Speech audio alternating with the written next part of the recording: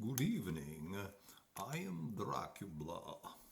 And in a normal world, where Sony had not gone completely insane and announced the end of physical media, and where Rockstar Games had not released a physical copy of their upcoming Grand Theft Auto 6 with no disc inside, I would be talking now about how happy I am owning nothing. But instead, I am diversifying and I'm diving teeth first into the world of board games. Video games are not something I can own, and therefore I don't really want to pursue them any longer. Part of this will involve making board games.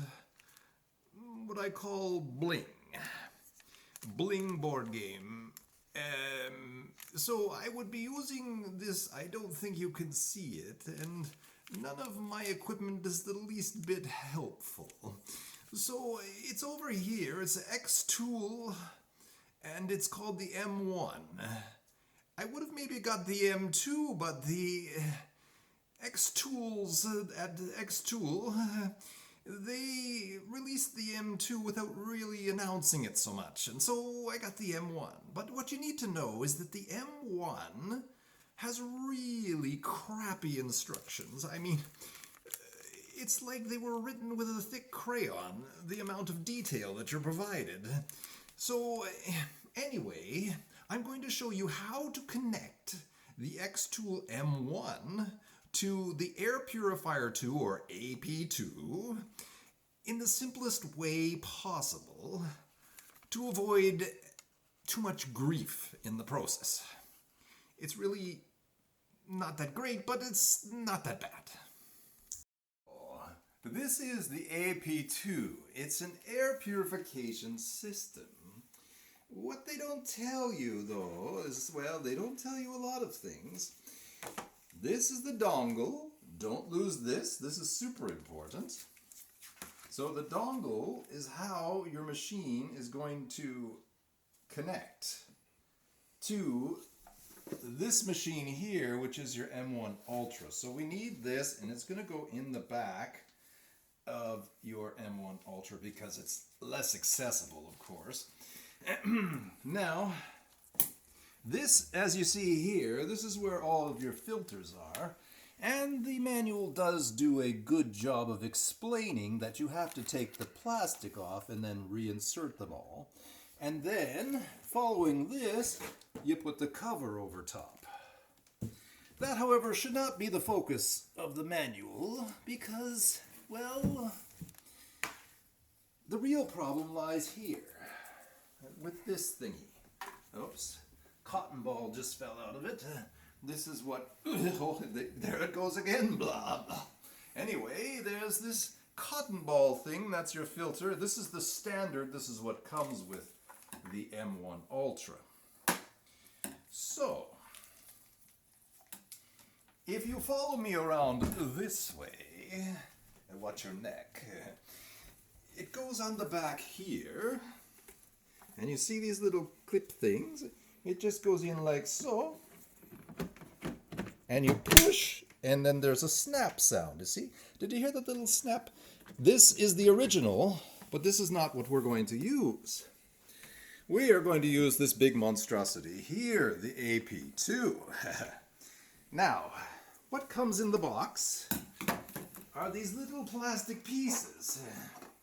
So, there's this piece, and there's this piece, to use technical terminology. And then there's the piece that you actually want, which is here. Now, the two pieces that look alike, there may be a good cup holder. This one here is the one you actually want, okay? So make sure you get this one. It's got this nice, smooth, inward drawing portion here. I don't know what you call it. It's almost like a sieve, like all the blood. No, but it kind of comes in like that. So this is what you need. Now, you do need this because this is how you hook the tube to your AP2, which is your air purifier 2, which I guess there was an AP1, I don't know. So at the end here, you'll see there's this white knobby thing, eh? So you want to take the white knobby thing off and you think to yourself, well, how does it come off? Well, you turn it to the right because righty-loosey and lefty-tighty, right? Lefty-tighty, righty-loosey. Anyway, that's how it works for these thingies. So we take that off there and then we apply the doohickey with the sloping surface onto here. And you think, well, righty-tighty. No, it's righty-loosey, lefty-tighty, like that. And you can even hear it. You can hear the plastic cracking inside and probably ruining it like that. And just keep turning until you feel enough resistance that you feel confident that maybe now you might actually break it. So then you take this portion here and you insert it into the AP2. Now you probably would think to yourself, why would I do that? I mean, don't you have to hook it up at the back first? And well, yes, that's true. Also, you get this piece, and this is, I don't know what this is for. Maybe this is like a drain spout or something. It does not apply to this installation whatsoever. So these are extra parts. This happens to me every time I build something. Extra parts everywhere. Ha ha ha, blah blah blah. Anyway, so this goes on here. And you push it in there good. Like you're about ready to do some vacuuming. You make sure that sucker's right on there. Hey, okay.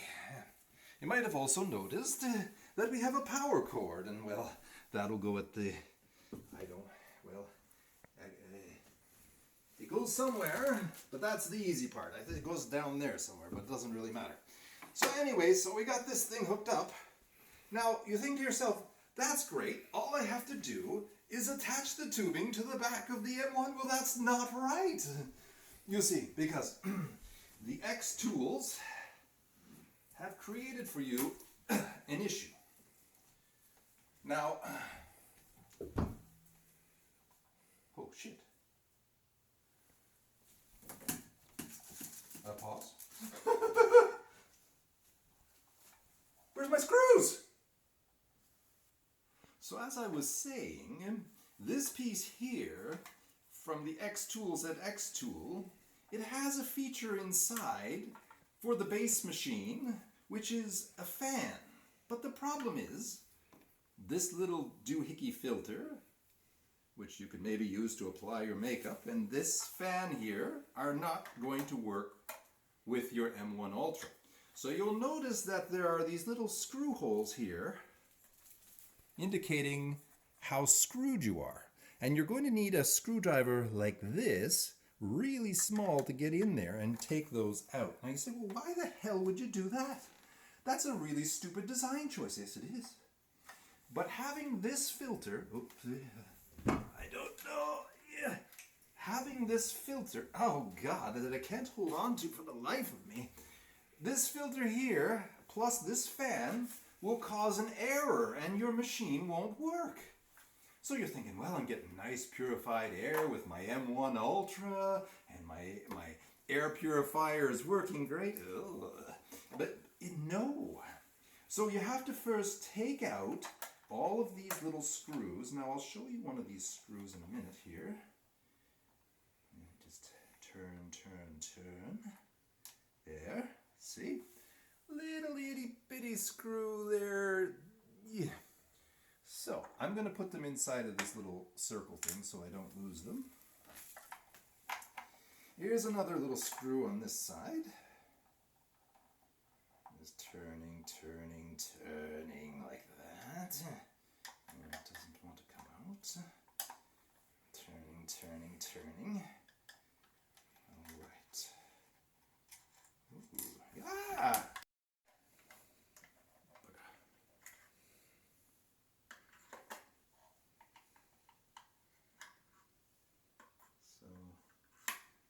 Something's wrong here. How come we got, there's only 3, right? Oh, here we go.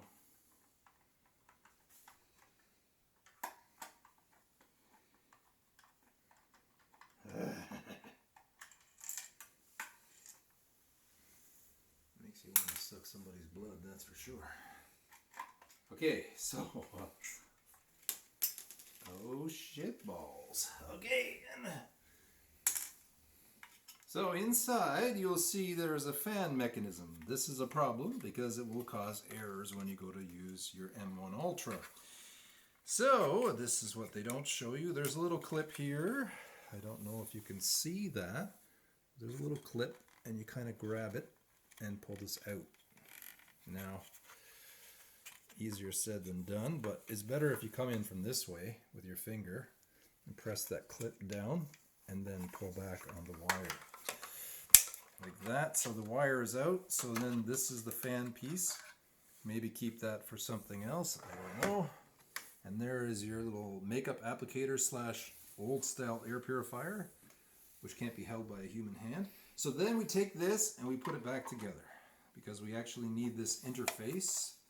This interface needs to go to the back of the machine. Put these in the back here.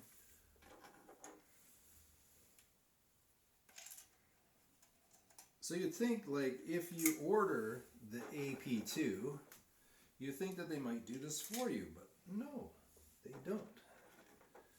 You got to do this yourself, and if you don't do it, you're going to suffer the consequences.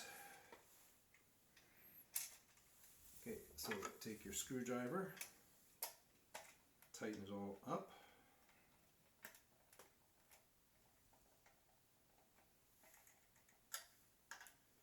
So yes, I was saying I'm getting into board games. Board games are the future. Video games are now dead media, thanks to Sony, thanks to Nintendo, thanks to Microsoft and all their friends, thanks to Rockstar Games. They basically have forced people either to go retro or go really retro and go board games. Older people like myself, we want no part of this whole, I mean, I'm 355 years old. Older people like myself, we want no part of a game industry where we can't actually own the games we buy. So. And anyway, what these machines do, you can pan over and show them the Snapmaker. Well, the Snapmaker U1 there. It works well. It's not as easy as they say. You got to learn the Orca Slicer software. And the help that they provide you is take a picture. Basically, the answer for all of your questions at Snapmaker is take a picture of it. So when your phone doesn't bind to the Snapmaker, they say take a picture. Now X2, on the other hand, they give you really crappy generic instructions that you can use for all of their machines, but that don't cover things like this. So now that we've got this assembled, let's just call it assembled now. I think it's hopefully tightened down enough. And we got our fan out, right? Actually, I'll move this over here and this. And then if you want to come around to the back,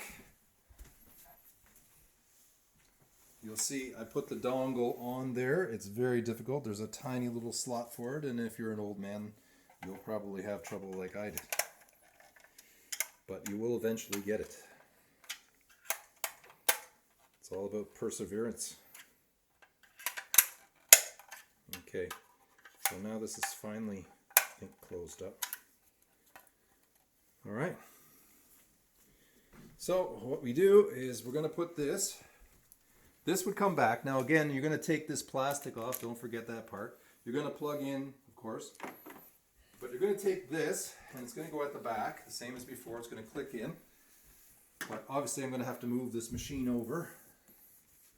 But what I'll do is, for the meantime, remember, it's righty-loosey. Righty-loosey.